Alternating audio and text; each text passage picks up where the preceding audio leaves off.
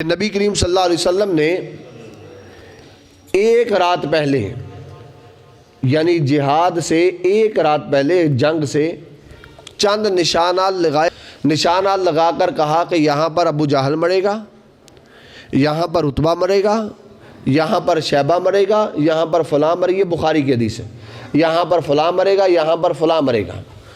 اب مجھے بتاؤ، ایک رات پہلے یہ خبر دے دینا کہ فلاں مرے گا، یہ علم غیب ہے کہ نہیں؟ کیوں جی؟ ہے کہ نہیں؟ اللہ یہی کہہ رہا ہے کہ ہم اپنے نبیوں میں سے جسے چن لیتے ہیں اسے غیب کا علم عطا فرما دیتے ہیں۔ آج اسی بات پر بحث ہے کہ معاذاللہ نبی کو غیب ہے کہ نہیں۔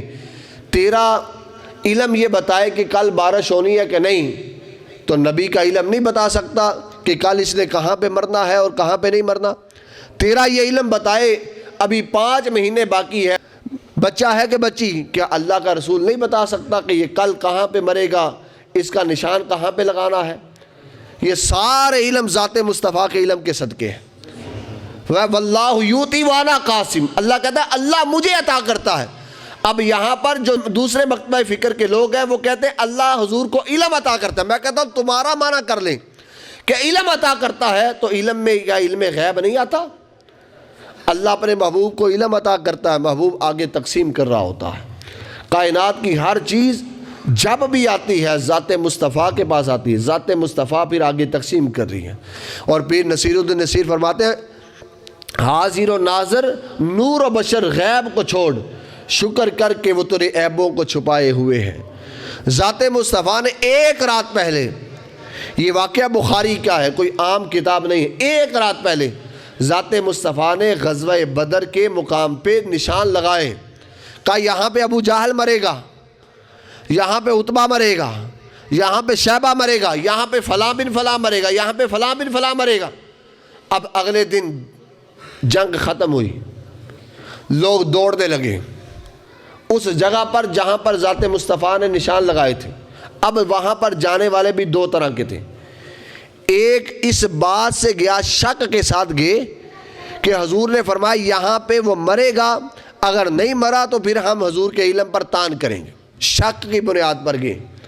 دوسرے اس نظریے پر گئے کہ ذات مصطفیٰ نے جو کہہ دیا وہ حق ہوگا، اس کی تصدیق کے لیے گئے کہ جو حضور نے فرمایا وما ینطق عن الہوا ان ہوا الا وحی یوحی، مصطفیٰ کی زبان سے جو نکلتا ہے وہ حق نکلتا ہے، حضور نے جو فرمایا وہ ہو کر رہے گا۔ دوسرا اس نظریے سے گیا، جب گئے تو دونوں کے نظریے صاف ہو گئے، دیکھا جہاں پہ نشان لگایا، جہاں پہ ڈبہ بنایا، جہاں پہ لکیر کھینچی، 1 انچ بھی کوئی ادھر نہیں تھا کوئی ادھر نہیں تھا، صرف اسی جگہ پر تھا جہاں پر ذات مصطفیٰ نے نشان لگایا۔ یعنی اس کا مطلب یہ ہے کہ اللہ رب العزت نے ذات مصطفیٰ کو سارا علم دے کر بھیجا تھا کہ کل کیا ہونا ہے۔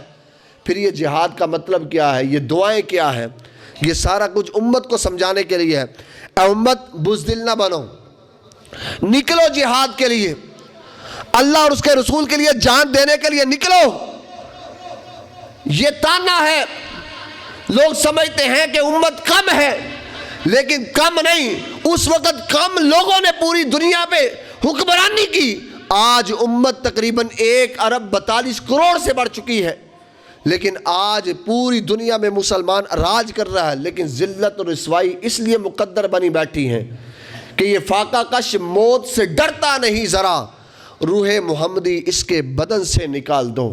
آج ہماری روحوں کے اندر سے جو لذت مصطفیٰ کی محبت کی تھی سے وہ نکال دی گئی، ہمارے دلوں میں جو سکون تذکرہ مصطفیٰ سن کے ہوتا تھا وہ نکال دیا گیا، ہمارے دلوں میں جو محبت رسول کی شمع جل رہی تھی ان کو آج انٹرنیٹ نے، فحش گانوں نے اور بے حیائی نے نکال دیا ہے۔ آج ہمارا ایمان کمزور پڑ رہا ہے، ورنہ آپ طریق کھنگال کر دیکھیں، مسلمان کبھی بھی مال و زر کی وجہ سے جنگ سے کامیاب نہیں ہوئے، مسلمان جب بھی کامیاب ہوئے اپنے ایمان کی طاقت سے کامیاب ہوئے۔ مسلمانوں نے جب بھی جذبہ جہاد کے لیے نکلے اللہ نے ان کے لیے مدد نازل فرما دی، ان کے لیے ہر چیز نازل فرما دی۔ کون سی ایسی جنگ ہے جس میں مسلمانوں کی تعداد زیادہ تھی اور کافر کم تھے، مسلمانوں نے جو ہے وہ ان سے جو ہے راہ فرار اختیار کیا؟ لیکن بڑی دفعہ ایسا ہوا مسلمان کم ہیں لیکن کافر تعداد میں زیادہ ہے، مسلمان ان پر حاوی آ جاتے ہیں۔ کیوں کہ کافر صرف اس لیے آتا ہے کہ میں نے مارنا ہے، مرنے کے جذبے سے نہیں آتا۔ کافر اس لیے ہارتا ہے کہ میں نے مارنا ہے، مال لوٹنا ہے، غرور اور تکبر کرنا ہے۔ وہ مرنے کے غرض سے نہیں آتا، وہ مارنے کی غرض سے آتا ہے۔ اور مسلمان جہاد میں اس لیے کامیاب ہوتا ہے کہ وہ مرنے کے لیے آتا ہے۔ وہ کہتا ہے میں نے شہادت کا مرتبہ حاصل کر کے اس دنیا سے بھی جو ہے وہ کامیابی حاصل کرنی ہے، آخرت میں بھی کامیابی حاصل کرنی ہے۔